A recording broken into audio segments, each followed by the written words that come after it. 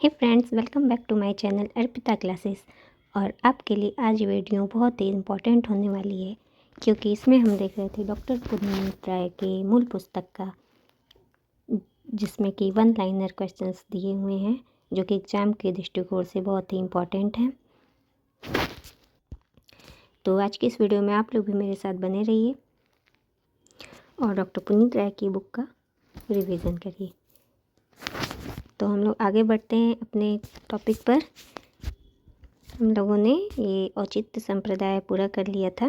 अब ध्वनि संप्रदाय हम लोग आज स्टार्ट करेंगे। तो चलिए बिना किसी देरी के वीडियो को शुरू करते हैं। ध्वनि संप्रदाय, ध्वनि सिद्धांत। ध्वनि संप्रदाय के प्रवर्तक आनंदवर्धन है और ध्वन्यालोक ग्रंथ के रचयिता आनंदवर्धन है। दोनों ही देखिए आनंदवर्धन के सिद्धांत हैं। वाच्यातीर्णीनि व्यंडे ध्वनिस्थ काव्यभूतम, मतलब अवाच्यार्थ से अधिक रमणी या चमत्कार व्यंग्यार्थ को ध्वनि कहते हैं। यह कथन है डॉक्टर विश्वनाथ का। चार्वोत्कर्ष निबंधना वाच्य व्यंग्य प्राधान्यम विवक्षा। जब व्यंग्यार्थ वाच्यार्थ की अपेक्षा अधिक चारुता पादक या उत्कर्ष होता है तभी ध्वनि होती है। ये कथन है आनंदवर्धन का। यथार्थ शब्दों व तमर्थ सुपसर्जनीकृत स्वार्थो व्यंगत काव्य विशेषा सध्वनिरित सुरभि कथित। जब शब्द अपने अर्थ को या अर्थ स्वयं अपने को गुणीभूत या गौड़ करके विशेष अर्थ को व्यक्त करे तो उस अर्थ को विद्वान ध्वनि कहते हैं। ये कथन आनंदवर्धन का है। इस बुक में ये खासियत है कि इसमें बहुत सारे कथन दिए गए हैं। अगर आप लोग इसे अच्छे से रिविज़न करते रहेंगे, 2-4 बार पढ़ते रहेंगे तो ये आप लोग को बहुत अच्छे से याद हो जाएगा। ध्वनि शब्द का प्राचीनतम प्रयोग किस ग्रंथ में मिलता है तो अथर्ववेद में मिलता है। ध्वन्यालोक की टीका ध्वन्यालोक लोचन, ये भी अभिनवगुप्त का है। अभिधा के अंतर्गत ही लक्षणा एवं व्यंजना को समाहित कर किस ध्वनि विरोधी आचार्य ने अपने को विचित्र अभिधावादी कहा है? कुंतक ने। ध्वनि सिद्धांत का प्रादुर्भाव व्याकरण को स्फोट सिद्धांत से हुआ। ध्वनि सिद्धांत का जो प्रादुर्भाव हुआ है वो विस्फोट सिद्धांत से हुआ है और विस्फोटवादियों ने शब्दों के आभ्यंतर रूप को स्फोट कहा है, जिसका अर्थ होता है स्फुटिक, वही स्फोट है। ध्वनि स्फोट को वायु रूप है। यह संयोग विज्ञापा करुणय रूप जन्यते स स्फोट शब्द शब्दों ध्वनि रिच्यते बुध है। जो स्फोट उपजनित होता है उसी शब्द को विद्वानों ने ध्वनि कहा है। ये कथन है भर्तृहरि का। किस आचार्य के अनुसार जो ध्वनि में पदार्थ की प्रतीति कराती है उसे कहते हैं अंतर्ध्वनि शब्द। प्रतीत पदार्थ को लोके ध्वनि शब्द इच्युते, ये पतंजलि का है। ध्वनि वाणी के 4 रूपों में से कौन सा रूप है? तो ये है, 4 रूप देखिए कौन कौन से, ये भी आप लोग देख लीजिए। परा, पश्यंती, मध्यमा, वैखरी, ये ध्वनि वाणी के 4 रूप होते हैं। तो जो इसमें वैखरी है वही उसके रूप का मुख्य है। स्फोट वाणी के 4 रूप होते हैं, परा, पश्यंती, मध्यमा, वैखरी। दोनों ये देखिए ध्वनि वाणी और स्फोट वाणी दोनों के ही 4 रूप होते हैं। और इसमें स्फोट वाणी के 4 रूपों में से कौन सा रूप है तो मध्यमा इसमें रहेगा। व्याकरण में वाणी से कितने प्रकार माने गए हैं? 4। 4 कौन से हैं? परा, पश्यंती, मध्यमा, वैखरी। इसे आप लोग अच्छे से रट लीजिए। परा, पश्यंती, मध्यमा, वैखरी, प म ब, ऐसे करके भी आप लोग बना सकते हैं। आनंदवर्धन का समय है 9वीं सदी का मध्य। और ध्वन्यालोक 4 उद्योतों में विभक्त है। ये बहुत बार क्वेश्चन आया है।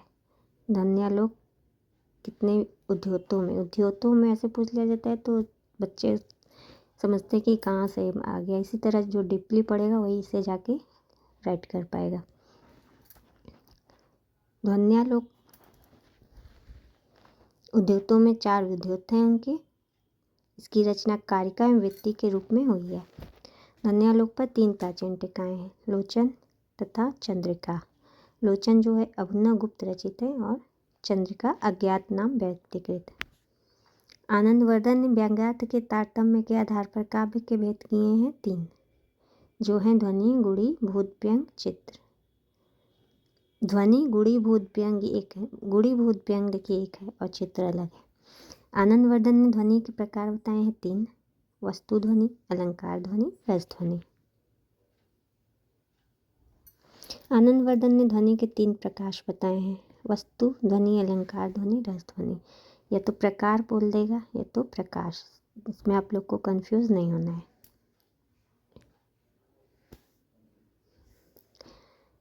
अभिनव गुप्त ने ध्वनि के भेद किए हैं 35। किस आचार्य ने तात्पर्य शक्ति को ध्वनि से अभिन्न मानकर तात्पर्य के अंतर्गत ही ध्वनि का विवेचन करते हुए तात्पर्य के 3 भेद किए?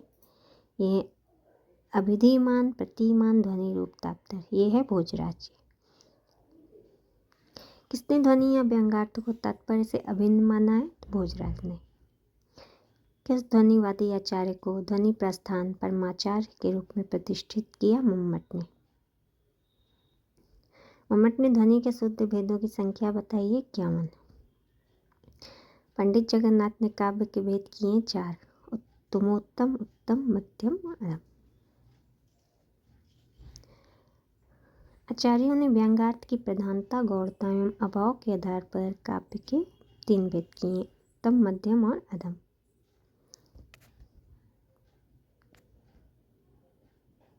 थोड़ा सा जूम कर देती हूँ, इससे आप लोगों को साफ दिखाई देगा।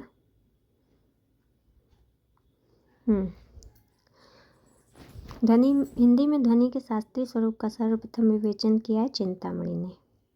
आधुनिक काल के प्रारंभिक समय में सेठ कन्हैयालाल पोद्दार ने काव्य कल्पद्रुम के नामक ग्रंथ की रचना की, जो आगे चलकर रसमंजरी और अलंकार मंजरी के रूप में प्रकाशित हुई। देख लीजिए, रसमंजरी, अलंकार मंजरी। रामदहिन मिश्र ने काव्यालोक तथा काव्य दर्पण नामक ग्रंथ की रचना की। डॉक्टर विश्वेश्वर रचित ध्वन्यालोक की हिंदी भाषा की विस्तृत भूमिका लिखकर किसने ध्वनि सिद्धांत का पूर्ण मूल्यांकन किया? डॉक्टर नगेंद्र ने। प्रमुख ध्वनि विरोधी आचार्य हैं मुकुल भट्ट, प्रतिहारेंदुराज, भट्टनायक, धनंजय, धनिक, कुंतक, महिम भट्ट।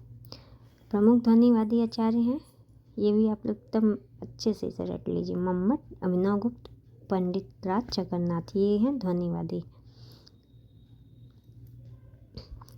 अभिधावृत्ति मातृका नामक ग्रंथ की रचना की मुकुल भट्ट ने।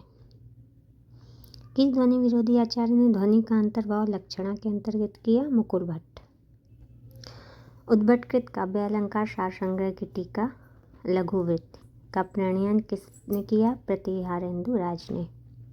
किस ध्वनि विरोधी आचार्य ने ध्वनि सिद्धांत का खंडन करते हुए उसका अंतर्भाषी अलंकार में किया? प्रतिहारेंदु राज। हृदय दर्पण नामक ग्रंथ की रचना किसने की? भट्टनायक ने।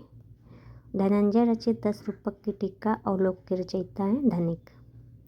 किस ध्वनि विरोधी आचार्यों ने तात्पर्य शक्ति में ध्वनि का अंतर्भाव सिद्ध किया? धनंजय, धनिक। किस ध्वनि विरोधी आचार्य ने व्यंजना का अंतर्भाव अभिधा में किया? कुंतक। इन लोग देखिए ध्वनि विरोधी थे, धनिक हुए, कुंतक हुए, और व्यक्ति विवेक के रचयिता महिम भट्ट ने की। किस ध्वनि विरोधी आचार्य ने अनुमान या अनुमिति ने ध्वनि के समस्त भेदों का अंतर्भाव सिद्ध करने का प्रयास किया? महिम भट्ट। देखिए महिम भट्ट भी ध्वनि विरोधी थे।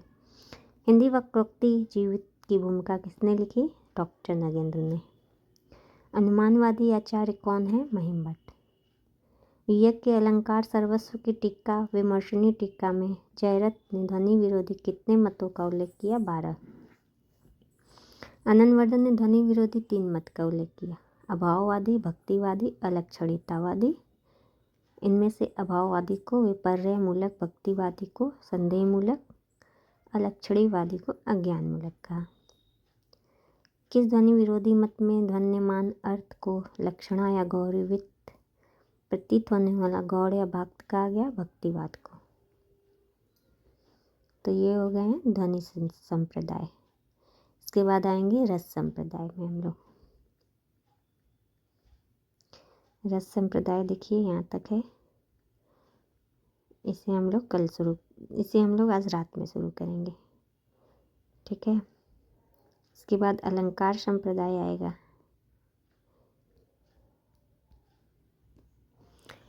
यहीं पर हम लोग अपना वीडियो समाप्त करते हैं। इसके बाद हम लोग कल देखेंगे रस संप्रदाय से शुरू करेंगे, क्योंकि रस संप्रदाय बहुत लंबा है, इसे करने में टाइम लगेगा और वीडियो ही बहुत बड़ी हो जाएगी।